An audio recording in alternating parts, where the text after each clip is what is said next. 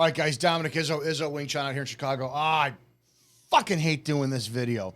I hate doing this video because I don't want to come across as somebody who's correcting something, but I thought about this for a second.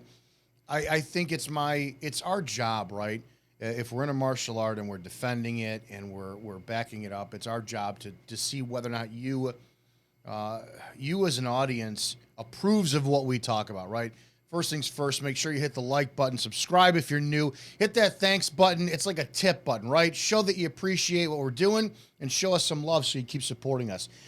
I base everything off of my first impulse videos, right? So it's the first, either I watch something and I stop immediately, and then I record a video in real time so you could see me watch it with you, or I'll watch it and then I immediately record, but I never watch it, then take notes and plan what I'm going to say.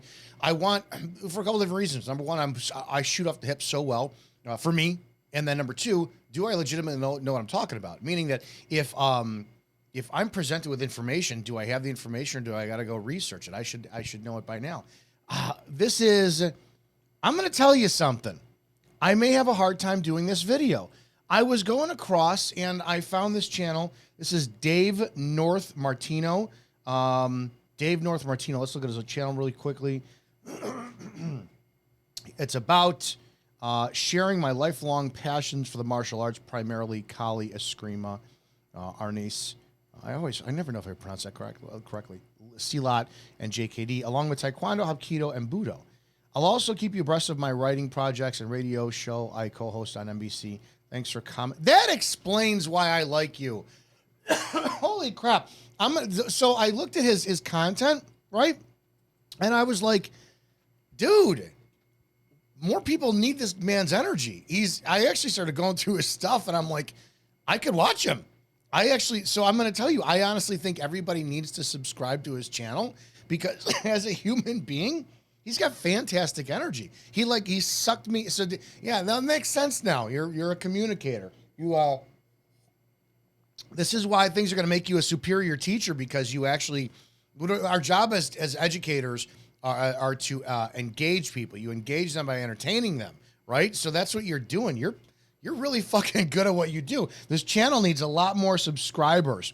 268, let's get it up. But here's the deal. What I want to do is I really want to talk about the chain punching from Ip Man to Bruce Lee to Taki Kimura and your perspective and applications. There's no way of me, like I'm going to put in my perspectives based off of what you say. So I'm kind of like softening this up so I don't come across like a cocksucker who's like, oh, you're doing everything wrong, Dave. What are you doing? So I'm not doing that, but I want to, since I have been doing Wing Chun for, I'm going to assume far longer than you, and that is my primary base. I want to put in these things because your video, no offense, but your video is the reason why asshats like Thomas Marks thinks that there's no power in the chain punch. There's no power in the chain punch. Couple different things.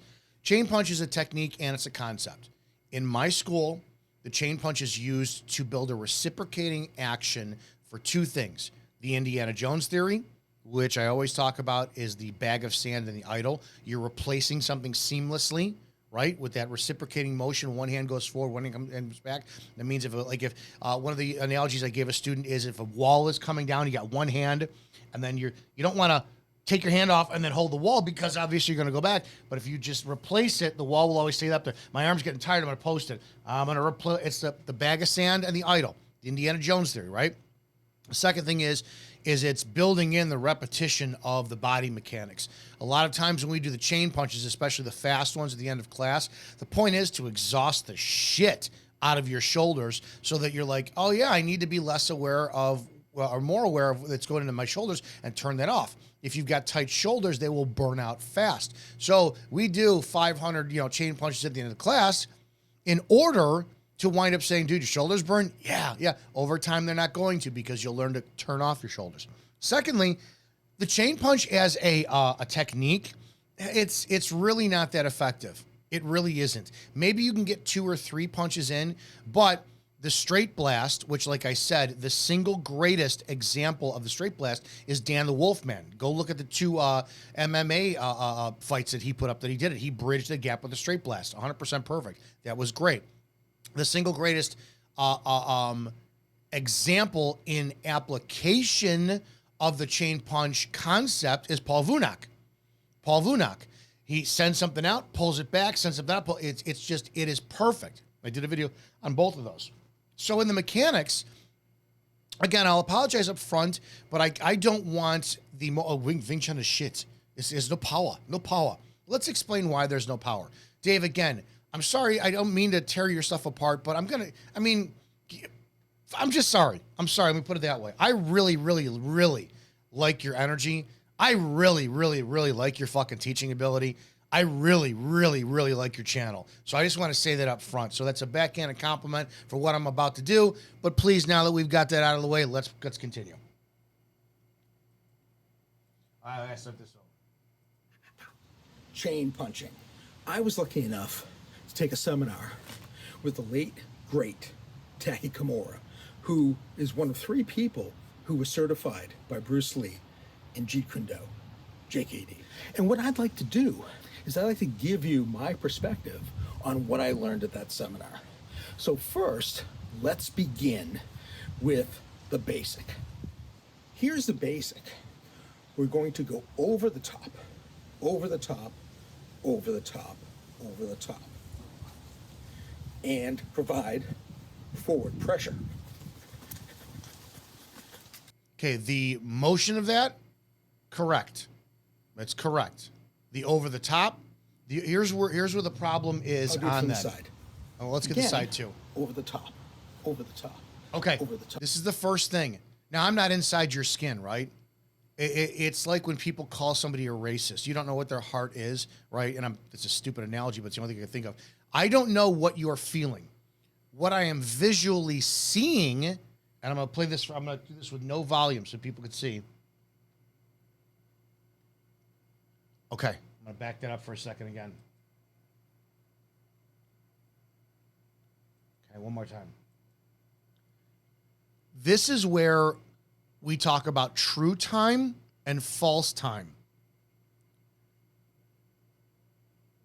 You're throwing your hand out first. Now, I did a video on this called True Time, False Time. I got to give Phil Nearing credit for this. He introduced me to this. It was by Sir Thomas. I can't remember what the swords. It was a 14th century sword, rapier, training concept. And it's time of the hand, time of the body, time of the foot, time of the foot, time of the body, time of the hand. True time versus false time. And I did this big video talking about where Nearing had us punch for a whole year. You do a turning punch, you throw your hand out first, and try to get your body to back it up. And the concept is if I have a towel and I go to snap somebody, you snap somebody with it, the time of the body, time of the hand, time of the body, time of the foot is I throw this first and then try to back it up, right? I throw this first and then try to back it up, and it doesn't work that way. You start the snap from the back, right? Nearing had us for a year, kick the punch off, and then put our body into it. And he was so brilliant as a teacher to get his fucking tuition that after a year he went, no, it's time of the foot, time of the body, time of the hand. And we were like, Sifu losing it? And it was it was his way of getting another year of tuition out of us. But B, telling us as students, well, now you have to understand how you're putting the energy behind that fist. So, right.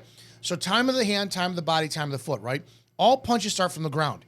And you're going to get into something correct in a second. Your Yuma starts from your dantian. But when you see the punch here, this is it's a primary driver in fitness as well, right? So if I sit on a bench press and I push up or I pull, in fitness, we call this the primary driver because this is attached to the bar, the ropes, whatever you got. Everything should come from your elbow and your hips.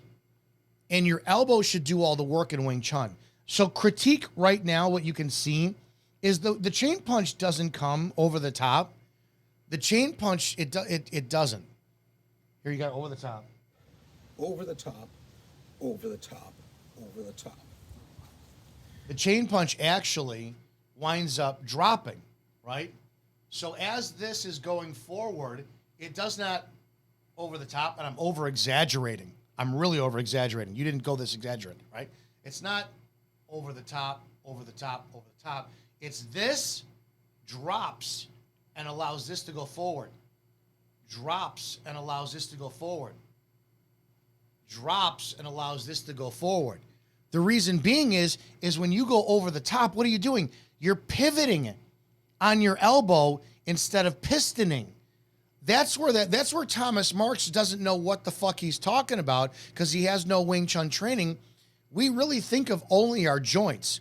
My ankles are connected to my hips, are connected to my spine, are connected to my elbows, and that elbow is pushing. It's pushing the content forward. I've got a bunch of videos on this on the channel, right? That being said, when you think your hand goes over the top, then you're literally throwing your hands and there's no body behind it, which is akin to snapping a towel by throwing this end first and then backing it up with the snap. So the reciprocation is correct. Center line is correct. The mechanics are just not correct. It's pivoting instead of pistoning. And when you watch and provide forward pressure. And again, this is you got Taki Kimura, right? And yeah, I'm gonna say Taki Kimura probably did not get proper Wing Chun, especially if you got it from Bruce Lee, who only trained for a short amount of time and then didn't properly teach it. But if you can't snap it. The chain punch or the center line punch, it's meant to, and that's why you never see me punch with a closed fist because it's all from the elbows. Elbow out, elbow in, elbow out, elbow in, elbow out, elbow in. It's a pistoning action. It's all it is. It's a pistoning action. When we train for Wing Chun, our mind is never connected past here. It's always like right on this area. So we push our elbow forward, pull our elbow back. The example to see where that power is developed from, go to the gym. Sit on a machine bench or a machine seated row. Specifically machine. So you remove the balance and everything else. Put your hands on the bar or the seat for the bench press and pick 100 pounds and put your intent in your hands and push the bar forward. Put all your focus and your hands into the bar and push it forward. I don't care where your elbow position is. Flared out, inside. Obviously, we're going to recruit different muscles to do that. That's structure, right? After you've done that a few times, reset, and then put your hands on the bar, place it, and just place it. That's where your hands is, right? You got your pad of your wrist going to be reinforced by your radius and ulna. Put all your intent in your elbows. Drive your elbows forward. See if that makes a difference. Do the same thing with a seated row. Grab the bar, pull in with your hands versus pulling in with your elbows. This is so important and why students are forced to train this punch for just hours and weeks and months and years later. People like me still focus on the center line punch because it's training theory. It's not a technique, it's training theory. You're learning to hook up your elbow, your hips, your ankles, and everything else. I saw a video a couple days ago that talked about how basically all Kung Fu is grappling. I'm pissed I didn't say that because it's true. Because we know that fights come in, guys barrel in close. This is how you wind up keeping that grappling distance, trapping distance, clinching distance without breaking your structure. The chain punch teaches you that based on the structure of it. Again, I want to continue. Sure. That's hands. I'll do it from the side. It's throwing hands out. Again, over the top, over the top, over the top. It's not, again, please don't take this as disrespect, but if I'm going to be worth my weight in anything, I'm just going to let you know. Fuck, is it wrong to say I'm doing this out of respect because I like your personality and shit? It's not over the top, over the top, over the top. It is this. You see, my hand it's on an angle, right? It's on that 45-degree angle. Elbow, drop, elbow, drop, elbow. That's why we always train the punch on our sternum height so that we can train properly. Otherwise, you're not getting the concept of power from there. And the chain punch isn't something we'd use. It's just a training concept. We're going to continue, though. Over the top. When we can, as you get better, you're going to keep your hands loose until you make the hit. All right. Thank you. That's a Bruce Lee thing. That's the paper hanging from a wall. No, if you're going to sit there and I bought into that shit too, you're going to sit there and just squeeze it at the last moment. If you do that, where are you putting your intention? Your intention is going into your hand. When you look at it this way too, if I have a 5-pound weight and I take that 5-pound weight and I extend it as far as I can. The 5-pound weight is going to get really heavy really fast because it's further away from my body. It's being pulled down to the earth, and I've got this structure holding it up. If I pull it to my chest, I could hold the 5-pound weight here all day long. If you look at the structure, what's closer to your body, your wrist or your elbow? Your elbow. So keep all your intent in your elbow. It doesn't make a difference. Like people are arguing, well, did you hit with the last 3 knuckles, top 2 knuckles? I don't fucking know. Wherever my fist lands in somebody's face, ribs, stomach, solar plexus, curvature of the jaw, it just does. Half the time I hit with palm strikes because you're not going to break your hand, and you got this right here and you got that pisiform bone to just rock somebody's world. So you don't. It is simply there's no tension, and it does not, in my opinion, scientifically increase the structure, velocity, strength, power of your punch, closing that hand at the last second. What you are doing, feel it. If you do that, you're putting your energy in your hand. This is a big thing for recovery. You always hear me talk about. If you throw that out there as hard as you can, what happens to your body? My structure is throwing it out there as hard as I can without that root moving. When you have into. I don't want to see how you're leaning forward a little bit. That's because all the momentum is going forward. The Wing Chun concept for this is, and again, this is not fair. The angle of the camera might be a little bit off. Maybe you're not moving forward, but it looks that way, so I'm going off of this. The purpose of the Wing Chun punch is to counterbalance all that energy going out forward by your hips being rooted and forming that tripod, right? That's the handle of the whip. The crack comes where it's all out. So no, I personally disagree by putting that last closure into the fist, because then your intent goes into your fist. You don't have, it's a nanosecond.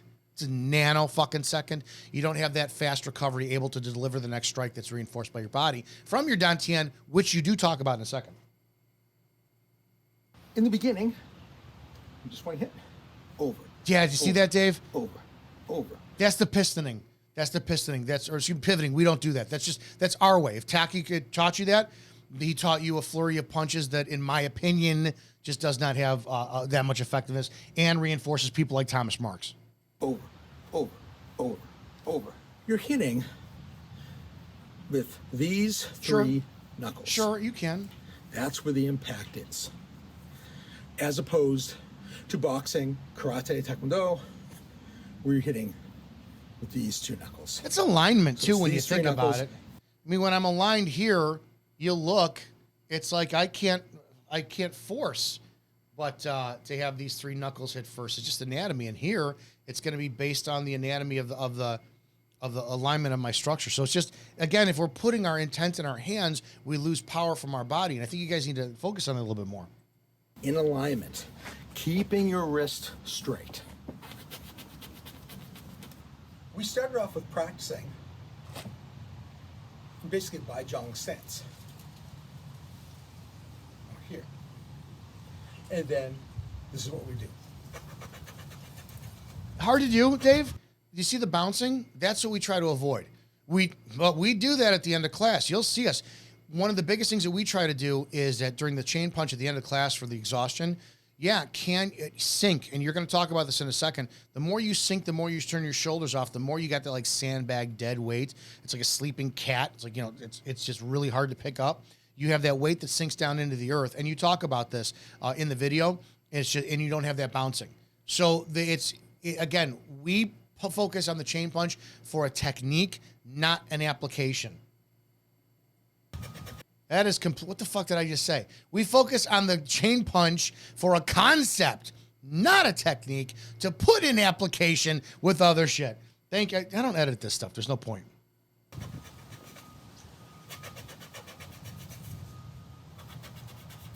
Yeah, Dave, that's just fists being thrown out there. You know what that's like, to be honest? It's like a speed bag.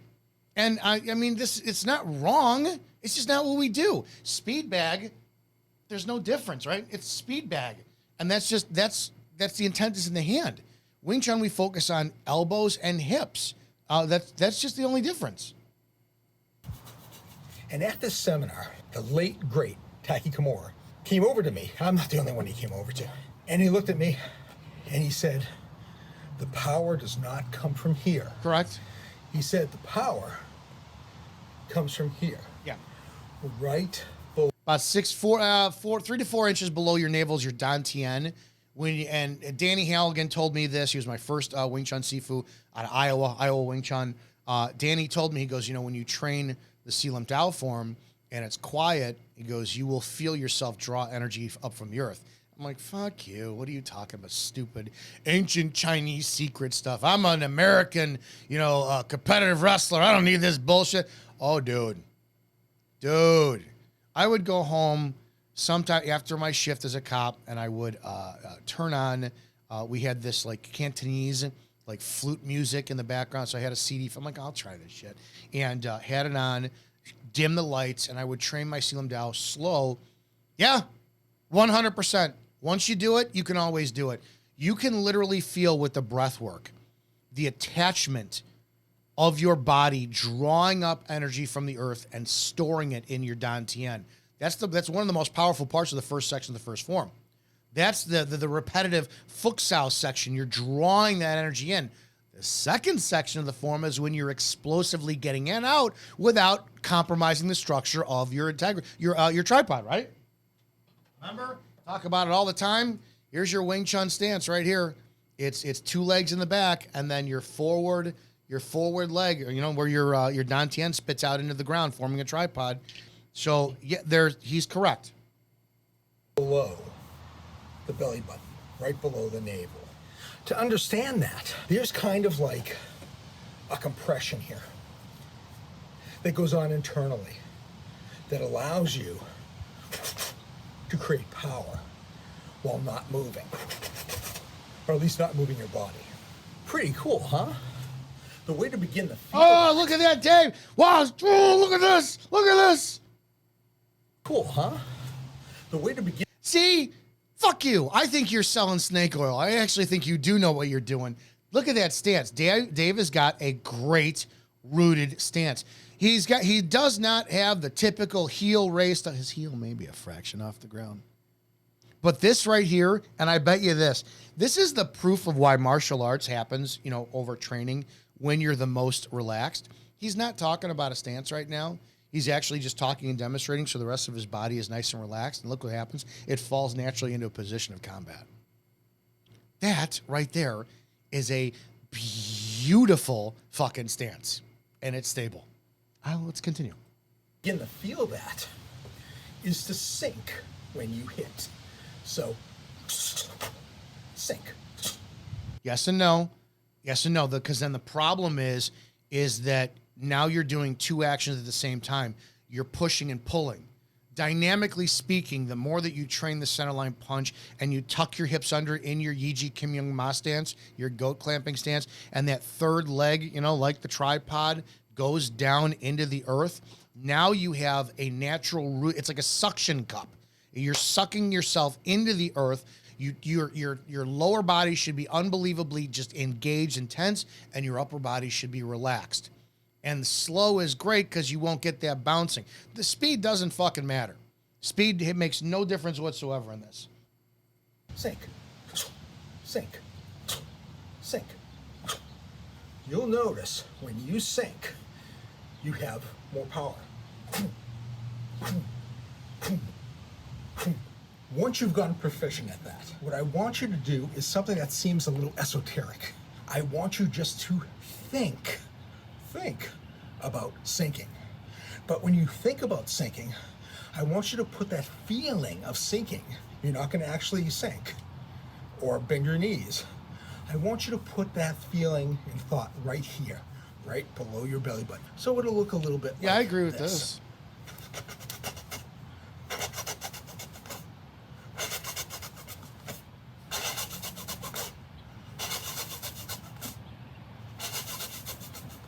The next thing he had us do, and this was really near the end of the seminar, is he lined us all up and he had us go across the room and back. So we would go right side forward and we're gonna move forward. Yeah, and I mean, this is seminar stuff, and I get it. And he got this from Lung Ting's lineage, and it's the projection off the back leg and a chain punching. Some people still do it. We do it for training purposes. You know, I do it to, it's exhausting. If you do this, I've got, the last time we were training was outside. I have my students do this like a football length field, and it's exhausting. You go down one time, you're trying to coordinate, you know, your back, especially if you do 90% of your weight on your back leg for training purposes, your legs will be fucking screaming. So again, for this would be straight blast application. You could look at Dan the Wolfman's content for that. Lung Ting's lineage for this, but it's not something that we would apply in a fight. This is for training. So that's the basics. It's a concept, and you have to work on these pieces. Now, you don't necessarily have to do chain punching. There are other things you can do. But if we're looking at punching, what we're looking here is, first off, this is like working with a speed bag for a boxer. Secondly, Okay. You can use it as, See, that's why that's why I comment in real time, because this is fucking cool, and it's like I discover something right with you guys. as attack by combination, A, B, C. So if you're going to do that, you would only maybe chain punch like 3 times. Again, okay. I'm glad I'm watching this in real time with you. Again, that's 2 for 2. 4. That was like 4. So you provide forward pressure coming over the hand, That's where we disagree. over your own hand, maybe even going into trapping from there, We agree. into whatever you want to do. We agree. In this case, Sure. boxing. But you could also into a throw. See, and then that's the only thing. I don't want to freeze you at this position. That's where everybody, oh, you're reinventing, you're just making your Wing Chun JKD. Guys, do you not, why does everybody think there's no hook punches in Wing Chun? Why? They're there, whatever. I'm done beating that dead horse. So, and this is why over the years I see people in the comments, oh, you're just pissed at Bruce Lee because you're finally realizing the limitations of your Wing Chun, you cocksucker. It's like, are you kidding me? What the fuck is wrong with you? What he just did was Wing Chun is proof. You're going to tell me that this reciprocating motion can't be switched into a turning punch that has a curve to it, elbow. Oh, you can't. Your fox out can't come from underneath. You can't over the top elbow. You can't pump strike, and then you can't do that. Says who? It's all over in the forms. That's why I said Paul Vunak demonstrates the Wing Chun concept of the chain punch better than any other Wing Chun instructor ever out there, because everybody wants to be a fucking purist and not violate what they saw in an Ip Man video footage of him on his deathbed going through the forms and the wooden dummy, or you're just afraid to sit there and actually incorporate the shit that your own body does and anatomy does, right? So, yeah, so far, Dave, the only thing I disagree with you on your video is the driving of the elbow. I mean, literally, I think that's going to be it so far. Anything you want to do, you can do it. You can put it in. You can go from different ranges of combat and seamlessly put them together. So that's just my perspective. Yeah. I'm sharing my experience. I agree. The experience I had and some of the training I'm doing and the training I have done. Now that you've watched this video, what did you think? Do you have other thoughts? Put them in the comments. If you have experience with this, put them in the comments. Am I right? Am I not? Let me know. All right, now I don't feel so bad about doing a critique on your video since you asked for it. All right, now I feel good. Tell me if you I was have feeling a like video. shit this whole I'll try to time. check it out. We're a community, and we're having fun. We're learning. We're getting better. We're growing every single day. So listen, if you like this video, like, subscribe. Yes. Share it around. Yes. Hit the notification bell so that you know when I have a new video up. And just remember, as always, keep training. I think everybody needs to go to this fucker's channel. I think this guy is, again, okay, so I did not agree with his delivery of the mechanics of the elbow, but I think he's a fantastic fucking teacher. I really do. Got some other videos, Kali, whatever, this and that. And now it makes sense why he's such a damn good teacher, is because he's in broadcasting. So he has that ability. All right, these got a lot of content here. You guys will have a lot of good time looking into. Oh, he's been going for years. He's been doing this for years, and he doesn't have. Oh, this is some bullshit. All right, come on, guys. You have to go over to Dave North-Martino, 268 subscribers. Let's use our community to get that easily up over 1,000, please. I like what he does. I like his content. I like his mentality. I'm definitely going to be keeping an eye on his stuff, and if I see more value, which obviously he's going to, I'll be sharing it. I appreciate you guys enjoying that critique with me. Dave, thanks for being so open to the critique. We do need more people like you, less big fucking mouths like me, and I appreciate what you're contributing to the martial arts community. Have a great damn day, guys. I'll see you in the next video.